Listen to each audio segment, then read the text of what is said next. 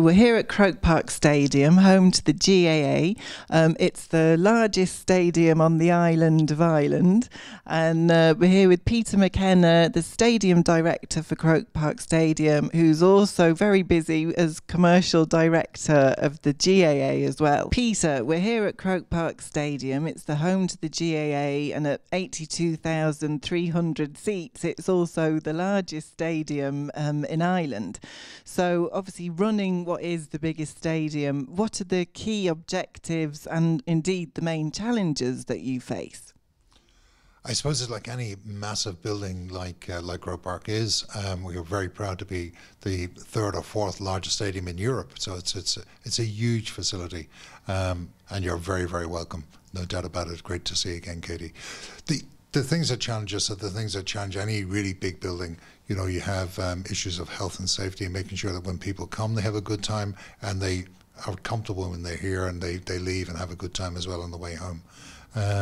So things like utilities, things like having good medical facilities, that the bathrooms are clean, that the food is wholesome, all of those type of things are, you know, which challenges. So it's like a massive hotel multiplied by maybe 10 or 20 times, but a huge amount of fun. And we have a great team that runs the place. And then obviously Croke Park is known as one of the sort of key proponents when it comes to sustainability, and you were the first to get all the different ISO accreditations. So maybe can you just talk us through some of the key initiatives and exciting developments that you've got coming up in terms of sustainability?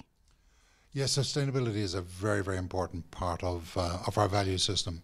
It's something that has come from the bottom up. This is like small groups that meet and just talk about how we will re-engineer, relook at our business, and saying that, you know, sustainability needs to be something that we have higher on our agenda. So we started this journey maybe 14 years ago in a very, very, you know, non-plus way. And we really then got serious about it, I suppose, 10 years ago, and started putting in place proper procedures and policies around it. Small things like the amount of water that we save by changing how the bathrooms are flushed. Something like 300,000 litres of water a day has been saved. So those are some of the early wins. And we've moved beyond that now to look at recycling our food and grass waste, and that's composted, and we take that back. And we're now even using that to grow herbs, and we infuse our own cheese, which you now have available here in Croke Park. Probably the thing that we're really most proud of is we've moved from a period of having maybe about 30–40% of our waste going to landfill to now zero. So we have a zero to landfill status in Croke Park, which is really, really fantastic. Peter, obviously delivering a greater, more enhanced fan experience is a challenge that all sports stadia and indeed arenas across the globe face. Obviously, Croke Park was the first venue in Ireland to deploy a high-density Wi-Fi network, and then you also obviously named Ericsson as your lead advisor to the GAA for your ICT challenges. And then obviously you now have the GA app ready to launch. So perhaps you can tell us a bit more about all the developments that we can expect. Yeah, I think our future plans have taken a huge leap forward by appointing our own technology advisor, and that's Tomas Meehan, and he's doing a tremendous job in looking at the whole technology aspects of the stadium. Essentially, you know, we run a huge facility, so the expertise and the experience that needs to be really taken in. And that's why we're really pleased to have someone like Ericsson as being our lead partner here. So they can bring the type of expertise that they deploy in Chelsea and Paris Saint-Germain, and ourselves now as their third tripod in just bringing a whole lot of technology out. The driver here, though, for the fan experience is never to forget that fans come here to watch a game, to enjoy a game, and we don't want them, you know, eyes down. We want them to watch the match, and so we're not trying to replicate the at-home TV experience. What we're trying to do is accentuate that. So, can you get results from other games that may be of interest to the one that's been played here? replays? Can you order food more efficiently? And when you're going home, can you get a summary of the match on the bus or on the transportation home? We're doing a lot of material too in terms of how we stream our games worldwide. So we're a very, very small sport in a worldwide context, but we stream our games here live to 184 countries, which is a huge footprint. It's more than Starbucks have, in fact. Yeah. And that's something that we started in partnership with RTE maybe 5 years ago. It's now running very, very successfully. So yeah, it's the fan experience. We try and touch people at every single point on the journey in, when they're here, and if they're not nowhere near the country, if they're living abroad, that we can give them their games live and get that GA experience, you know, anywhere from San Francisco to Sao Paulo. And obviously that's a huge achievement when, you know, maybe not everyone sort of watching this realises, but obviously GAA, it's an amateur sport. So, you know, and obviously it's a global sport as well. So that is a huge achievement. It is massive, you know. It is an amateur sport, and I mean, I think that really surprises people when they see a venue like this, 82,300, and it is really on and of the community, and it's something we're really proud of. Every single parish in Ireland has a GA team, and they all, you know, merge together and compete at county level to, you know, the showcase here.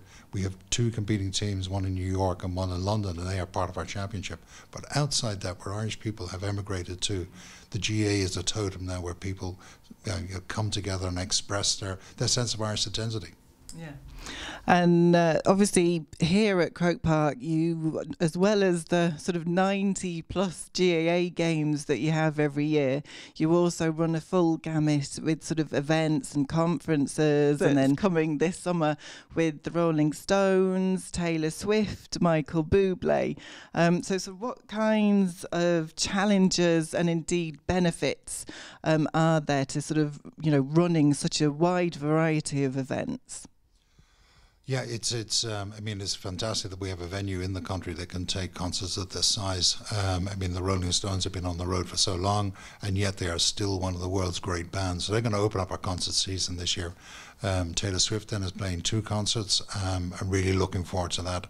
Michael Bublé then, which is a slightly different audience. It's the real sit down and almost like sing along. That is going to be a real finish off to the season. We also have the Holy Father is coming here, so there'll be a papal visit in August, and that's something that's a huge privilege for us to host Pope Francis. So it'll be a full house for that too. These events, you know, they're very important, I think, not just for the stadium itself, but for the whole city, and it does put Dublin on the map. But they don't come without challenges. So for concerts in particular, when we put up a stage, all the grass underneath dies, and we got to replace that, and we got to do that in very, very quick order. And you know, people afterwards, the week afterwards, are here to see a game. So they're not interested in, you know, what the pitch is like. It has to be 100%, no excuses. So we spend a lot of time just perfecting our pitch replacement. In fact, we've gone as far now as to have set up our own pitch farm, you know, which I suppose some would say was not obvious. Ireland is so, you know, well known or renowned for growing grass, but pitch grass is very, very different. It's a slightly different species, and we didn't have the expertise until recently when we've had, you know, a whole new pitch team together.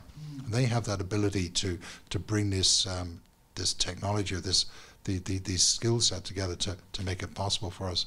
Some of it's driven by Brexit because, you know, our pitch partners in the UK, when Brexit happens, that's going to be a 20% surcharge. But they continue to work with us and continue to advise us. So, yeah, by 2019, we're hoping to be using our own pitch surface from North County Dublin. And that helps us then just to maintain the quality of the surface, but also, you know, repair the facilities after a big event like a Rolling Stones concert or the visit of the Pope. And then finally, Peter, you are going to be one of the speakers at the inaugural ALSD International event coming to London this October. So obviously in terms of the premium experience and what's going on here at Croke Park, do you have any developments, or maybe you can tell us a bit more about the premium offering here? Well, I suppose like all big venues like ourselves, the premium area is very important. They are, you know, people that come for games on a regular basis. the expectation of the experience is far higher. And we've got to deliver to that. And I think the great thing about a conference like this is it brings together venues from all over the world, so you can learn from others. I'm very, very interested to see how the new Tottenham Hotspur Stadium is going to respond. They've done a lot of investment in how their premium level works. And it's not just one level, it's probably across 6 or 7 different areas there. So yeah, I'm looking forward to the conference. I think it's a great idea to bring industry people from around. We're an older venue, so we can learn a lot from how, say, the newer technology is there. But we all have the same objective. We want someone to come in, they want to have a good time, and they want to see a great game, and they want to do that in the comfort of their own seat, as they would call it, or their own box. So yeah, looking forward to that conference. Well, that was great having a chat with you there, Peter. Thank you so much for your time. And it sounds like you're a very busy man and there's lots going on here at the stadium. So thank you so much for your time, and we'll be keeping an eye on all the developments here. Thank you very much, Katie. Great to have you here today, and looking forward to meeting you again in London. Perfect. Thank you so much.